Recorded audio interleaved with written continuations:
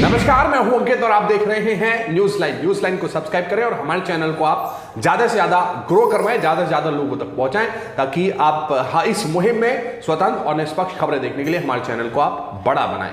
अब आते हैं दिन की 5 बड़ी खबरों पर। दरअसल राहुल गांधी विपक्ष के नेता हैं, कांग्रेस के पूर्व अध्यक्ष हैं और उन्होंने आज सरकार पर जो है कोरोना में जिस तरह से जो है नाकामी सामने आई सरकार की और लाखों लोग बिना ऑक्सीजन बिना दवाई के मर गए, उस पर करारा प्रहार आज मोदी सरकार पर बोला और पत्रकारों से जो है खुले सवाल लिए, जो अमूमन तौर पर प्रधानमंत्री नरेंद्र मोदी नहीं करते हैं। 7 साल हो गए हैं, अभी तक एक भी ओपन प्रेस कॉन्फ्रेंस नहीं करी है और ये जो पहले प्रधानमंत्री हैं जिन्होंने अभी तक एक भी प्रेस कॉन्फ्रेंस नहीं करी है। और देखिए, जैसे ही राहुल गांधी ने आज प्रेस कॉन्फ्रेंस करी, सरकार से सवाल पूछे, कड़े सवाल करे और श्वेत पत्र भी अपनी तरफ से एक जारी किया कांग्रेस पार्टी की तरफ से, उसके बाद तमाम मंत्रियों को जो है मोदी जी लगा देते हैं कि राहुल गांधी को आप जवाब दो, लेकिन बीजेपी के मंत्री खुद ही अपना जो सवाल पूछते हैं राहुल गांधी से, खुद ही उनका जवाब देते हैं। लेकिन सबसे पहले आप सुनिए राहुल गांधी ने आज क्या कहा। 2 तरीकों की कोविड डेथ्स होती हैं। एक कोविड डेथ होती है नीडलेस डेथ, मतलब ये नहीं होनी चाहिए थी, इस व्यक्ति को आसानी से बचाया जा सकता था मगर उसको नहीं बचाया गया। और दूसरी डेथ होती है जिस व्यक्ति के पास बहुत सीरियस कोमोर्बिडिटीज होती हैं, जो बहुत बुजुर्ग होते हैं, जिनको बचाना मुश्किल होता है। हिंदुस्तान में सेकंड वेव में 90% लोग जो मरे हैं नीडलेसली मरे हैं। और मैंने बहुत सारे डॉक्टर्स से बात की है और उनका यूनिवर्सली कहना है कि अगर आप नीडलेस डेथ को देखें,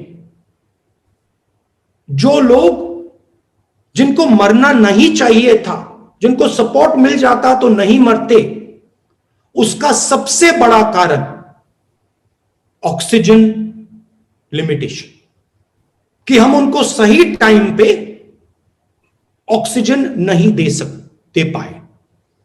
मैं बहुत सारे लोगों को जानता हूं जिनके परिवार में उनके माता, उनके पिता, उनके भाई, उनके बहनों की मृत्यु हुई,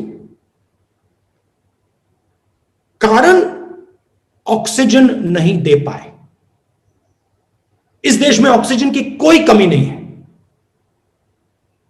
जितनी ऑक्सीजन की जरूरत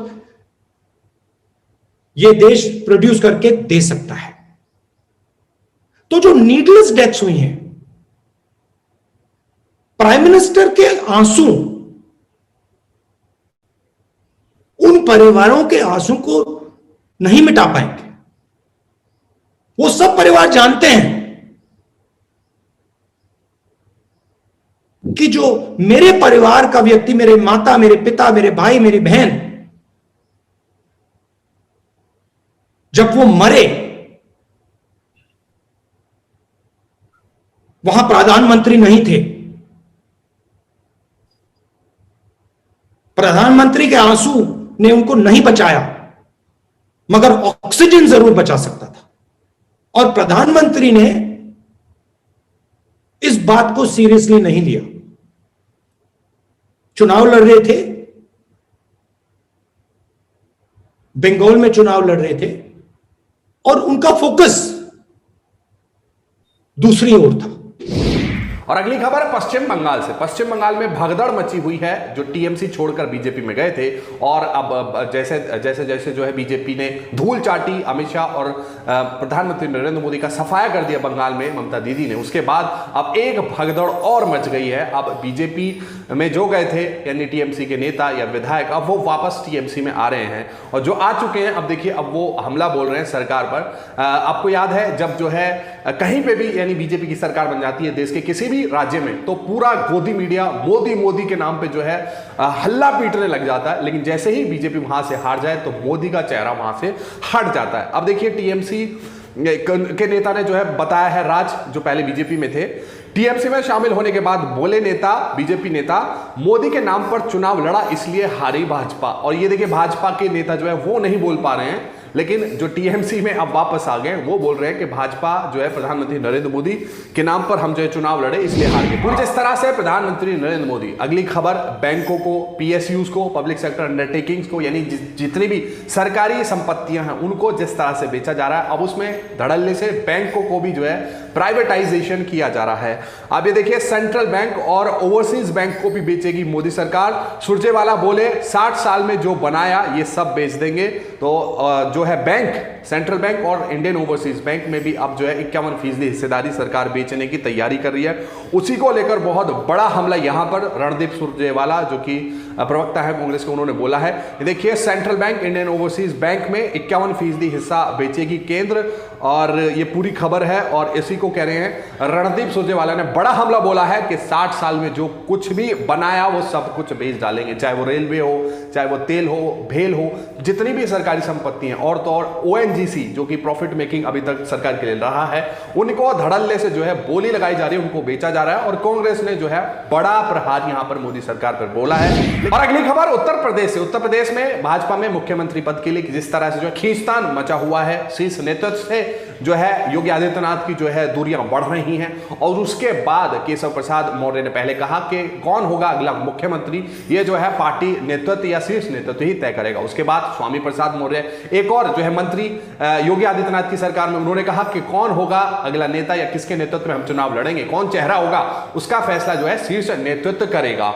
अब देखिए ऐसा कहा जाता है कि मुख्यमंत्री और योगी आदित्यनाथ या फिर डिप्यूटी सीएम केशव प्रसाद मौर्य अगल बगल में ही जो इनका आसपास में ही घर है, बंगला है, लेकिन आज तक ये दोनों नहीं मिले हैं। ना तो आज तक केशव प्रसाद मौर्य जो है योगी जी के बंगले में गए हैं या ना योगी जी इनके बंगले में गए हैं, लेकिन आज वो अनोखी तस्वीर दरअसल सामने आ गई।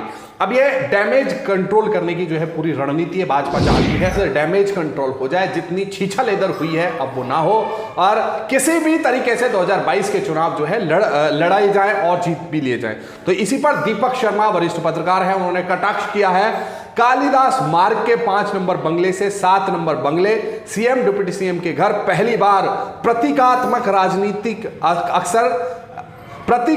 राजनीति अक्सर ताकत की जगह कमजोरी दर्शाती है। और यह पहली बार हुआ है पिछले 4.5 सालों में कोई मुख्यमंत्री उप मुख्यमंत्री के घर गया है। और कहा यह जाता है कि केशव प्रसाद मौर्य योगी आदित्यनाथ से बोलते तक नहीं है, उनको जो है ठेंगा तक नहीं दिखाते हैं। और आखिरी खबर, अर्नब गोस्वामी जिस तरह से बीजेपी की चाटुकारी करते हैं या फिर जो राष्ट्रवाद की भांग इन दिनों देश को पिलाई हुई है इन राष्ट्रवादी चैनलों ने, वही पत्रकारिता करते हैं, उनको टीआरपी स्कैम में जो है मुंबई पुलिस ने चार्जशीट में आखिरकार फाइल कर दिया। आखिरकार बकरे की अम्मा कब तक खैर मनाएगी। ये देखिए लाइव लो की खबर है, Mumbai police names Arnab Goswami, Republic TV chief as accused in TRP scam charge sheet। और ये पूरी खबर आप देखिए।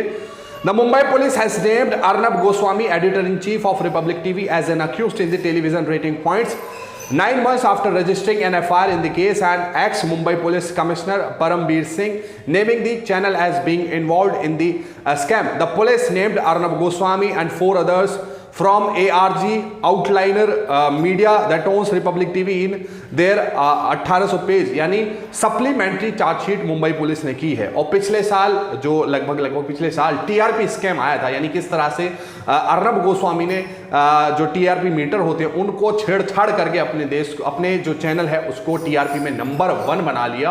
और नंबर 1 टीआरपी का मतलब है जो है करोड़ों के जो है आपके पास ऐड आते हैं, प्रचार मिलते हैं, और कितना बड़ा ये घोटाला था। को लेकर आपकी जो भी राय है नीचे कमेंट बॉक्स में जरूर लिखें। साथ ही साथ हमारे चैनल को भी आप सब्सक्राइब करें। शुक्रिया।